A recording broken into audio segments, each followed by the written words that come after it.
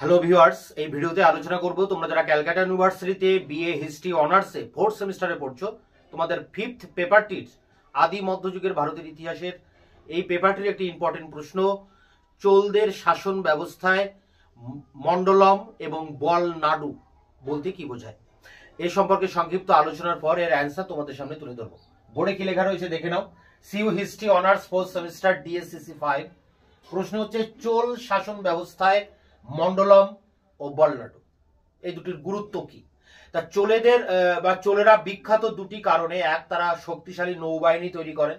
এই নৌবাহিনীর সাহায্যে বঙ্গোপসাগরের বিভিন্ন দ্বীপগুলো তারা দখল করেন এবং বঙ্গোপসাগরকে নিজেদের সমুদ্রে অর্থাৎ চোল সমুদ্রে পরিণত করেন, বা বঙ্গোপসাগরকে নিজেদের পুকুর বা এখানে হ্রদে পরিণত করেন।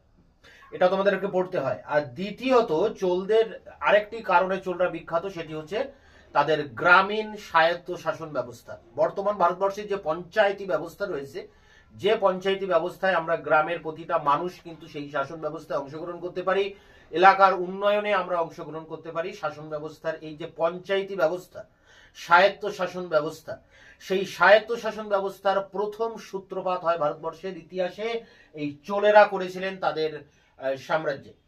চোলেরা এই গ্রামীণ স্বায়ত্ত শাসন ব্যবস্থার ভিতর দিয়ে সমগ্র সাম্রাজ্যটাকে পরিচালনা করতেন। তা এখানে এই চোলদের এই গ্রামীণ স্বায়ত্ত শাসন ব্যবস্থা তোমাদেরকে 20 নম্বরের পড়তে হবে। এই প্রশ্নের উত্তর যখন আমি দেব তখন এটা নিয়ে আরো ডিটেলসে আলোচনা করব। আমাদের আলোচনার বিষয় শুধুমাত্র মন্ডলম এবং বলনাডু। তা মন্ডলম বলনাডু বুঝতে গেলে চোলদের সাম্রাজ্যকে বুঝতে হবে, প্রশাসনিক এককগুলোকে বুঝতে হবে। তাহলে চোলেরা ভারতবর্ষে প্রথম সুগঠিত সুনিপুণ আমলাতন্ত্রের মাধ্যমে অর্থাৎ কর্মচারীর মাধ্যমে উচ্চ ক্ষমতা সম্পন্ন শাসন পরিচালনা বিভাগ তৈরি করেছিলেন। তাহলে চোলেরা বিখ্যাত তাদের সামুদ্রিক কার্যকলাপের জন্য, আর বিখ্যাত একটি উন্নত শাসন বিভাগ পরিচালনা করেছিলেন বা শাসন বিভাগ তৈরি করেছিল এই চোলেরা। সেটা ছিল সুগঠিত, উচ্চ ক্ষমতা সম্পন্ন, সুনিপুণ। এই শাসন ব্যবস্থাকে বলা হচ্ছে চোল গ্রামীণ স্বায়ত্ত শাসন ব্যবস্থা। দেখো, চোল সাম্রাজ্য একটা বিরাট বড় সাম্রাজ্য। এই সাম্রাজ্যে অনেকগুলো প্রদেশ ছিল। প্রদেশ অর্থাৎ এক একটা বড় বড় রাজ্য ছিল, যাকে আমরা বলি মন্ডলম। মন্ডলম মানে প্রদেশ বা বড় রাজ্য। অনেকগুলি রাজ্য নিয়ে, প্রায় 8 থেকে 9টি রাজ্য বা মন্ডলম নিয়ে চোল সাম্রাজ্য গড়ে উঠেছিল। যাই হোক, এখন বিষয় হচ্ছে এটা উচ্চ বা সবার উপরে যে রাজনৈতিক একক আছে সেটা বললাম। সব থেকে নিচে অর্থাৎ শাসন বিভাগের সব থেকে নিচের একক ছিল গ্রাম। গ্রাম সব থেকে নিচে ছিল গ্রাম। গ্রামের শাসন গ্রামের মানুষেরাই করতেন। অর্থাৎ কিভাবে করতেন সেটা আমি একটু পরে আসছি।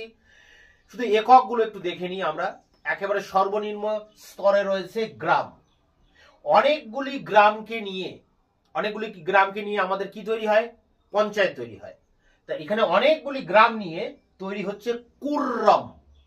কুররম এর আরেকটা নাম আছে কোট্টম, বা এর আরেকটি নাম আছে নাড়ু। নাড়ু, বলনাড়ু, এখানে নাড়ু। যেমন মহাজনপদ, জনপদ, মহাজনপদ, এখানে নাড়ু। এই নাড়ু থেকে বলনাড়ু। তাহলে গ্রামের উপরে ছিল অর্থাৎ অনেকগুলি গ্রামকে নিয়ে গঠিত হতো একটি নাড়ু, মানে একটা পঞ্চায়েত এলাকা, বা একে বলা হয় কুররম বা কোট্টম। আবার এই অনেকগুলি কুররম, কোট্টম, নাড়ু এগুলো আবার অনেকগুলোকে নিয়ে তৈরি হতো বলনাডু, অর্থাৎ একটা জেলা স্তর তৈরি হতো।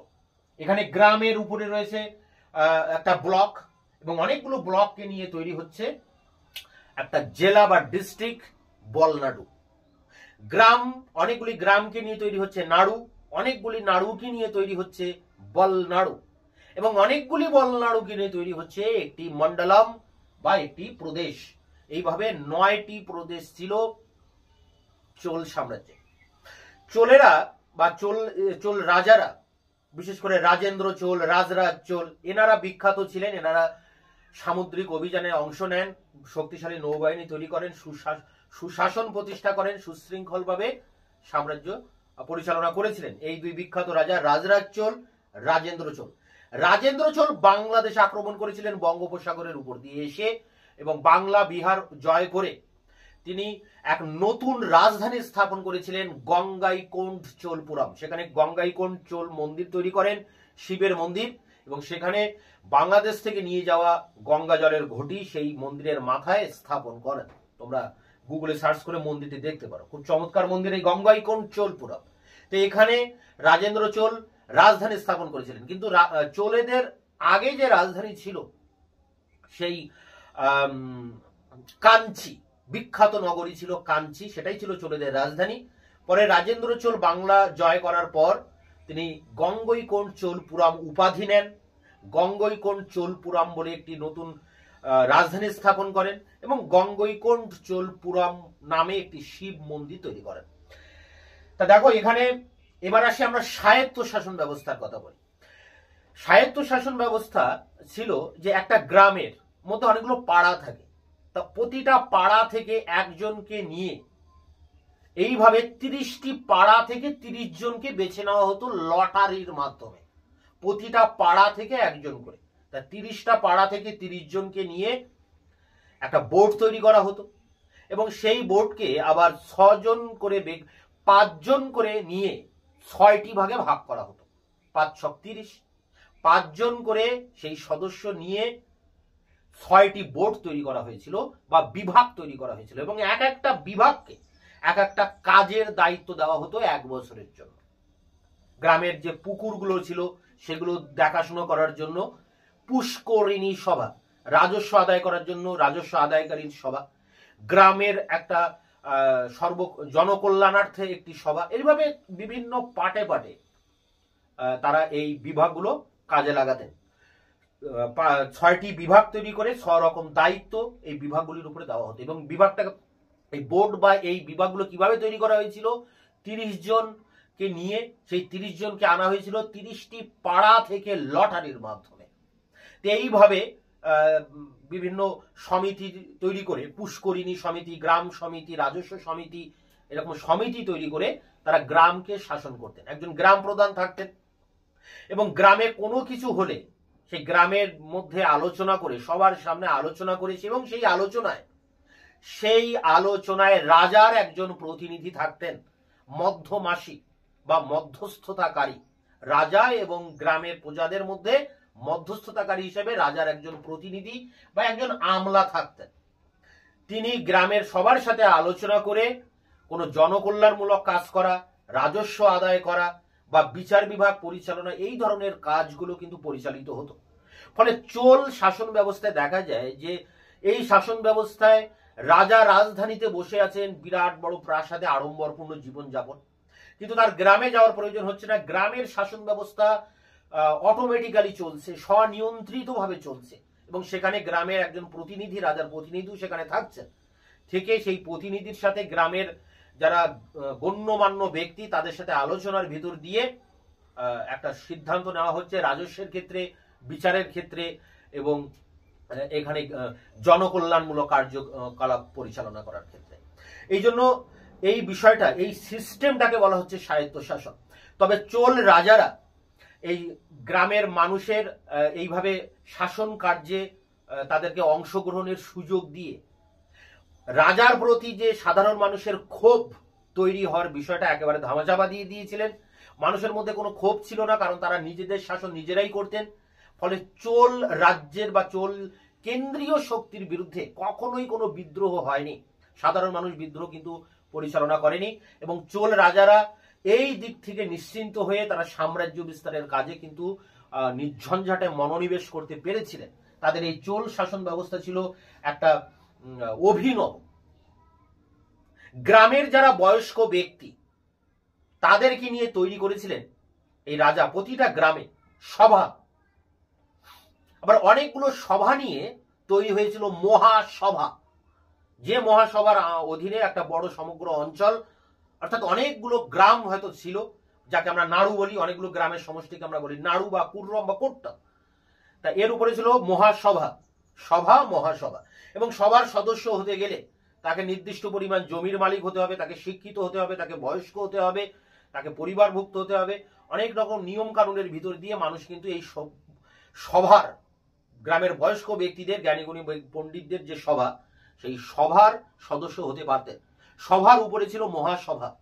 আবার গ্রামের আবাল বৃদ্ধ বনিতা সমস্ত সাধারণ নরনারী, প্রতিটা মানুষকে,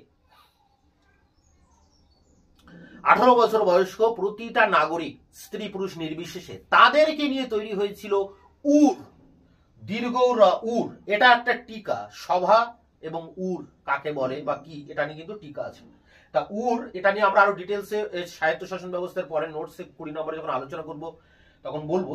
তবে এখানে এসে যায়, কারণ রাজারা চোল শাসন ব্যবস্থায় রাজা এই প্রতিটা গ্রামে এই সভা এবং তার উপরে মহাসভা এবং সাধারণ মানুষকে নিয়ে এই উর তৈরি করেছিলেন। এবং এইভাবে গ্রামগুলি এই সমস্ত সভার মাধ্যমে, এই যে 6টি সমিতি বললাম, সেই সমিতির মাধ্যমে গ্রামগুলি শাসিত হতো। সাধারণ মানুষ তাদের নিজেদের শাসন নিজেরা করতেন, শাসন কার্যে অংশগ্রহণ করতে পেরেছিলেন। ফলে চোল রাজাদের বিরুদ্ধে এই যে শাসিতরা, অর্থাৎ যারা শাসিত হচ্ছে প্রজা, এরা কখনো বিদ্রোহ করার পরিস্থিতি তৈরি হয়নি, কোন রকম পরিবেশ আসেনি সেই রকম বিদ্রোহ করার, বা বিদ্রোহ কখনো হয়নি। তাই এই বিষয়টা একটা অভিনব পদ্ধতি ছিল। এবং আজ ভারতবর্ষের শাসন ব্যবস্থা অনেকটাই এই চোলদের এই গ্রামীণ স্বায়ত্তশাসন ব্যবস্থার উপরে ভিত্তি করে এগিয়ে চলেছে। এখানে মন্ডলম বলতে চোল সাম্রাজ্যের 8টি প্রদেশ ছিল বা রাজ্য ছিল, যাকে আমরা এক একটাকে মন্ডলম বলছি।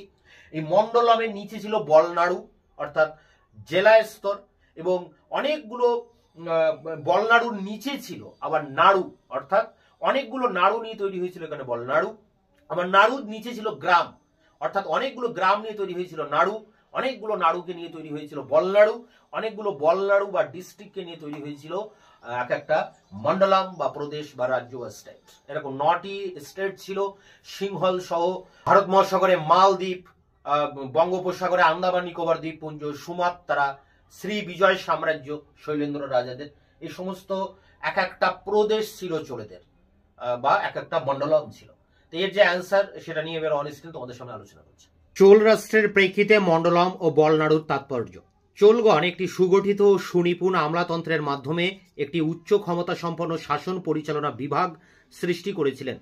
চোলদের কেন্দ্রীয় কর্মচারীগণ স্থানীয় কর্তৃপক্ষকে নিয়ন্ত্রণে রাখতেন, কিন্তু স্বাধীনতা ও উদ্যোগকে খর্ব করতেন না। রাষ্ট্রীয় কাজ এবং বিভিন্ন সামাজিক গোষ্ঠীর মধ্যে ভারসাম্য তারা নিপুণভাবে রক্ষা করতেন। চোলদের রাষ্ট্রবিন্যাসে ব্যক্তি বিশেষের কোনো স্থান ছিল না। শাসন ব্যবস্থার সর্বনিম্ন স্তর ছিল স্বশাসিত গ্রাম। কতগুলো গ্রামের সমষ্টিকে বলা হতো কুর্রম অথবা নাড়ু অথবা কোট্টম। অনেক সময় একটি বড় গ্রাম নিয়ে একটি কুর্রম গঠিত হতো এবং তাকে বলা হতো তনিউব। কয়েকটি কুর্রম নিয়ে এক বলনাড়ু গঠিত হতো। বলনাড়ুর উপরে ছিল মন্ডলম বা প্রদেশ। এগুলোই ছিল রাষ্ট্রবিন্যাসের বৃহত্তম বিভাগ। রাজরাজে চোলের রাজত্বকালে সিংহল সহ এই মন্ডলমের সংখ্যা ছিল 8 কি 9। এই সংখ্যা আর বাড়েনি। প্যারা করে দেখো, মন্ডলম, বলনাড়ু, কুর্রম প্রভৃতি নিয়ে এবং স্থানীয় স্বায়ত্তশাসনের ভিত্তিতে চোল শাসন ব্যবস্থা গড়ে উঠলেও সমগ্র চোল মন্ডলম বা চোল সাম্রাজ্যের একচ্ছত্র ও নিরঙ্কুশ আধিপত্য ছিলেন স্বয়ং চোল রাজ। তিনি যোগ্যতা অনুসারে বিভিন্ন শ্রেণীর আমলা নিযুক্ত করে চোল মন্ডলম শাসন করার ব্যবস্থা করতেন। চোল রাজগণ প্রচুর শাসনতান্ত্রিক ও অন্যান্য ক্ষমতা ভোগ করতেন এবং সুসজ্জিত রাজপ্রাসাদে আড়ম্বরপূর্ণ জীবনযাপন করতেন। দক্ষিণ ভারতে চোল শক্তির পুনরঅভ্যুদয়ের স্রষ্টা বিজয়ালয়ের রাজধানী ছিল তাঞ্জোর। পল্লব রাজ্য জয়ের পর কাঞ্চিদের দ্বিতীয় রাজধানী কাঞ্চি চোলদের দ্বিতীয় রাজধানীর মর্যাদা লাভ করে। রাজেন্দ্র চোল গঙ্গাইকোন্ড চোলপুরমে নতুন রাজধানী নির্মাণ করেন। রাজধানীতে অবস্থান করেই চোল রাজগণ রাজ্যের সকল সংবাদ অবগত হতেন এবং প্রয়োজনীয় ব্যবস্থা গ্রহণ করতেন বা করেন। স্থানীয় স্বায়ত্তশাসনের ভিত্তিতে প্রত্যেক মন্ডলম ও বলনাড়ুতে অভিজ্ঞ ও বুদ্ধিমান ব্যক্তিদের নিয়ে সভা ও মহাসভা গঠিত হয় এবং এই সংস্থার সঙ্গে পরামর্শ করে স্থানীয় রাজ কর্মচারীগণ শাসন কার্য পরিচালনা করতেন। এর ফলে চোল সাম্রাজ্যের ভিত্তি যেমন দৃঢ় হয়, শাসন নীতির প্রতি জনসাধারণের অকুণ্ঠ সমর্থন লাভ করা সম্ভব হয়। তাছাড়া রাজস্ব আদায়, জনহিতকর কার্য সম্পাদন, বিচার বিভাগ পরিচালনা প্রভৃতি সকল ব্যাপারে স্থানীয় জনসাধারণের মতামত প্রকাশ করার সুযোগ থাকায় শাসক গোষ্ঠীর বিরুদ্ধে শাসিতদের ক্ষোভ কখনো প্রবল হয়ে উঠতে পারত না। এর ফলে এই চোলদের পক্ষে দক্ষিণ ভারতে দীর্ঘকাল রাজত্ব করা সম্ভব হয়ে উঠেছিল। এই ছিল চোল শাসন ব্যবস্থায় মন্ডলম ও বলনাড়ুর উপরে টিকা কোশ্চেন অ্যান্সার। এটি সংগ্রহ করে পরীক্ষার প্রস্তুতি নাও। দেখা হচ্ছে অন্য ভিডিও ক্লাসে। ততক্ষণে চ্যানেলকে সাবস্ক্রাইব করে রাখবে, বন্ধুদের কাছে শেয়ার করবে। ভিডিওটি ভালো লাগলে অবশ্যই এটা লাইক দেবে।